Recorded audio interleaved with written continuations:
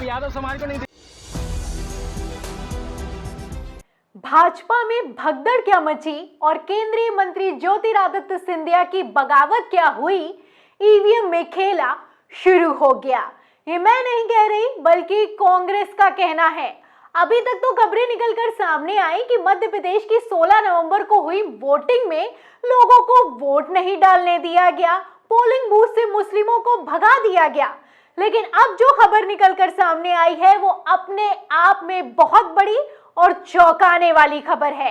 आपको बता दें कि मध्य प्रदेश में ज्योतिरादित्य सिंधिया के गढ़ से भयंकर धांधली की खबरें निकलकर सामने आ रही हैं। ईवीएम तक चोरी की जा रही है।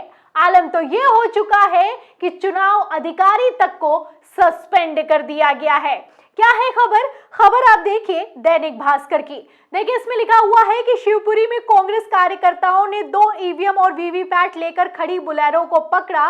सेक्टर मजिस्ट्रेट पर चुनाव प्रभावित करने के आरोप लगाए गए हैं। ये शिवपुरी में हुआ है। शिवपुरी जो कि ज्योतिरादित्य सिंधिया का गढ़ माना जाता है। मध्य प्रदेश में क्या कुछ चल रहा है आप इस खबर से अंदाजा लगा सकते हैं। अभी वोटिंग संपन्न हुई है, खत्म हुई है, ईवीएम पकड़ी जा रही है। कहीं पर ईवीएम पकड़ी जा रही है, कहीं पर वीवीपैट पकड़े जा रहे हैं और तो और कब्रिस्तान तक में 6 ईवीएम पकड़ी गई है। जी हाँ, बिल्कुल सही सुना आपने। एक दिन पहले खबर निकलकर सामने आई कि कब्रिस्तान में 6 ईवीएम पाई गई हैं। अब ये कहां से पहुंची, अभी तक इसको लेकर जांच चल रही है। और अब आप देखिए कि खबर निकलकर सामने आई है कि ईवीएम के साथ ही वीवीपैट को पकड़ा गया है। बुलेरो में पाया गया है, एक नहीं 2 ईवीएम को पकड़ा गया है। तो जब कब्रिस्तान में 6 ईवीएम को पकड़ा गया तो कैसे बवाल कर दिया था कांग्रेस ने, आप पहले वीडियो देखिए। फिर इसके बाद मैं आपको बताती हूं कि आखिर क्यों मध्य प्रदेश में और ज्योतिरादित्य सिंधिया के गढ़ शिवपुरी में बीजेपी को डर सता रहा है। अंदर नहीं जाएंगी, कोई नहीं देख पाएगा। मशीन अंदर नहीं जाएंगी, ये लोकतंत्र की हत्या है। मशीन अंदर नहीं जाएंगी। क्या बोल रहा हूँ? क्या ला रहे मशीनों का नंबर दिखा। इधर इधर तो आप वीडियो में देख सकते हैं, एक नहीं 2 नहीं 6 ईवीएम पकड़ी गई हैं। शख्स वहां पर जो खड़ा हुआ वो चिल्ला चिल्ला कर कह रहा है कि ये ईवीएम अंदर नहीं जाएंगी। ये लोकतंत्र की हत्या हो रही है। अब लोकतंत्र कितना ही बचा होगा। उत्तर प्रदेश में विधानसभा का चुनाव होता है तो कूड़े के ढेर में ईवीएम पाई जाती हैं। ट्रकों में भरकर ईवीएम न जाने कहां ले जा रही होती है वोटिंग के बाद, समझ में नहीं आता है। अब आप देख सकते हैं कि मध्य प्रदेश के शिवपुरी में क्या हो रहा है। कहीं पर कब्रिस्तान में ईवीएम पाई जा रही है और कहीं पर बुलेरो में ईवीएम पकड़ी जा रही है। खबर भी आप देखिए, खबर भी मौजूद है, ईटीवी की खबर देखिएगा। इसमें लिखा हुआ है कि शिवपुरी में कब्रिस्तान में मिली ईवीएम के बाद हड़कंप, कांग्रेस का हंगामा, प्रशासन ने किया खंडन। क्या है पूरा मामला? तो जब ईवीएम पाई गई तो पहले तो प्रशासन ने साफ साफ कह दिया कि ये ईवीएम वो ईवीएम नहीं है जिनका इस्तेमाल वोटिंग के लिए किया गया है। लेकिन अब मैं आपको बता दूं कि चुनाव अधिकारी को कार्रवाई करते हुए सस्पेंड कर दिया गया है। तो यहाँ पर सवाल खड़ा होता है कि पहले तो आप खंडन कर रहे थे और अब आखिर क्यों चुनाव अधिकारी को सस्पेंड किया गया है? क्या है खबर? खबर आप देखिएगा नई दुनिया की। देखिए इसमें लिखा है कि शिवपुरी न्यूज, शिवपुरी में स्ट्रॉन्ग रूम के स्थान पर कब्रिस्तान तक पहुंची ईवीएम, चुनाव अधिकारी निलंबित। तो चुनाव अधिकारी को निलंबित कर दिया गया। ये हाल हो चुका है शिवपुरी का, उस शिवपुरी का जहां पर ज्योतिरादित्य सिंधिया की तूती बोला करती थी जब वो कांग्रेस में थे। लेकिन जब से भारतीय जनता पार्टी में गए हैं, शिवपुरी में बीजेपी की या यूं कहें ज्योतिरादित्य सिंधिया की हालत काफी ज्यादा खराब दिखाई दे रही है।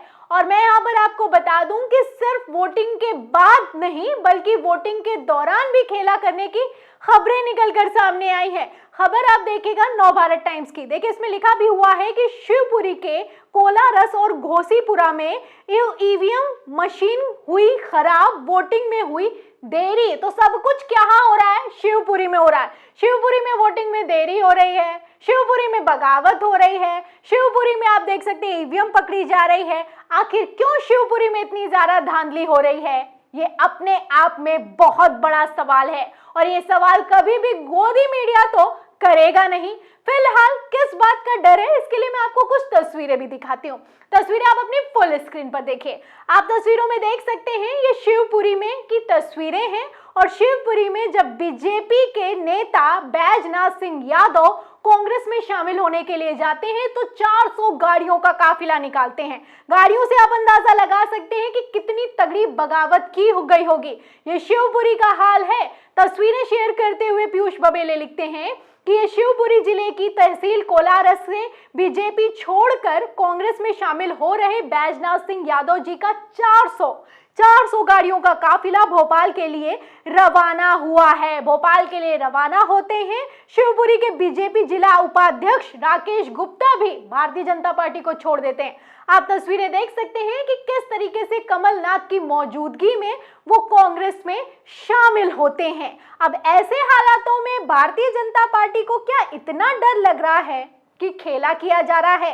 वैसे मैं आपको बता दूं कि वैसे भी शिवपुरी ज्योतिरादित्य सिंधिया का गढ़ माना जाता है और शिवपुरी से ही जो नेता हैं वो लगातार इसी फिराक में थे कि वो आखिर कब भारतीय जनता पार्टी का साथ छोड़कर कांग्रेस में शामिल हो जाएं। खबरें भी हैं। खबर आप देखिए नवभारत टाइम्स की। देखिए इसमें लिखा है कि सही समय का है इंतजार, ज्योतिरादित्य सिंधिया के गढ़ में पाला बदलने को तैयार हैं कई नेता। तो सही समय का इंतजार कर रहे थे और जैसे ही सही समय आया है गाड़ियों का काफिला निकाल कर कांग्रेस में शामिल हो गए हैं। अब ऐसे में बीजेपी का क्या हाल होने वाला है शिवपुरी के चुनाव में, मध्य प्रदेश के चुनाव में, आप देख सकते हैं। और यहाँ पर गौर करने वाली बात यह है कि अगर ज्योतिरादित्य सिंधिया अपने गढ़ में हार गए तो भयंकर फजीयत होने वाली है।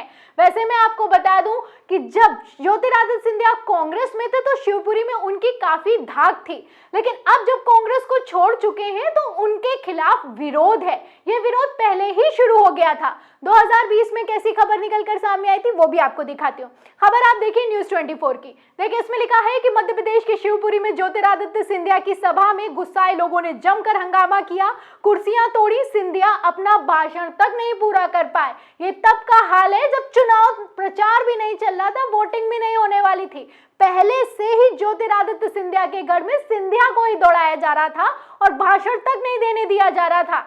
अब ऐसे हालातों में क्या भारतीय जनता पार्टी को डर सता रहा है? क्या भारतीय जनता पार्टी ने ईवीएम में खेला करना शुरू कर दिया है? क्योंकि ईवीएम कब्रिस्तान में पकड़ा जाना, गाड़ियों में पकड़ा जाना और वो भी तब जब वोटिंग खत्म हो चुकी है, अपने आप में बिग ब्रेकिंग है।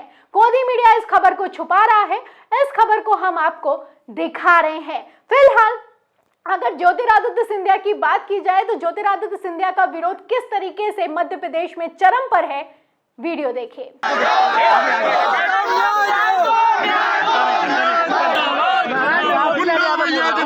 मैं निवेदन कर रहा हूँ महाराज, आप यादव समाज को नहीं दे पाए लेकिन मुन्ना समाज को नहीं दे पाए महाराज। तो ये मध्य प्रदेश है। केंद्रीय मंत्री होने से इतर यहाँ पर महाराज का दर्जा मिलता है ज्योतिरादित्य सिंधिया का। अब आलम ये हो चुका है कि ज्योतिरादित्य सिंधिया के घर तक विरोधी पहुंच जा रहे हैं, नारे लगा रहे हैं। आलम यह हो चुका है कि ज्योतिरादित्य सिंधिया बेचारे खाली कुर्सियों को हाथ हिलाने को मजबूर हो चुके हैं। ऐसे हालातों में क्या मध्य प्रदेश के चुनाव में ज्योतिरादित्य सिंधिया की हालत बुरी होने वाली है? क्या ज्योतिरादित्य सिंधिया ना घर के रहे ना घाट की स्थिति में फंस चुके हैं? इन सवालों के जवाब में और जिस तरीके से ईवीएम इधर से उधर हो रही है उस पर आप क्या सोचते हैं कि क्या मध्य प्रदेश का चुनाव सेट हो चुका है? हाँ, जो भी आप सोचते हैं इस सवाल के जवाब में पूरी खबर पर हमें कमेंट बॉक्स में जरूर लिखें। वीडियो को ज्यादा से ज्यादा शेयर करें, सब्सक्राइब बटन दबाएं, बेल आइकन दबाएं ताकि हर खबर की नोटिफिकेशन आप तक पहुंचती रहे। मैं प्रियंका, आप देख रहे थे 4 PM पर। मिलते हैं अगली खबर के साथ, तब तक के लिए धन्यवाद।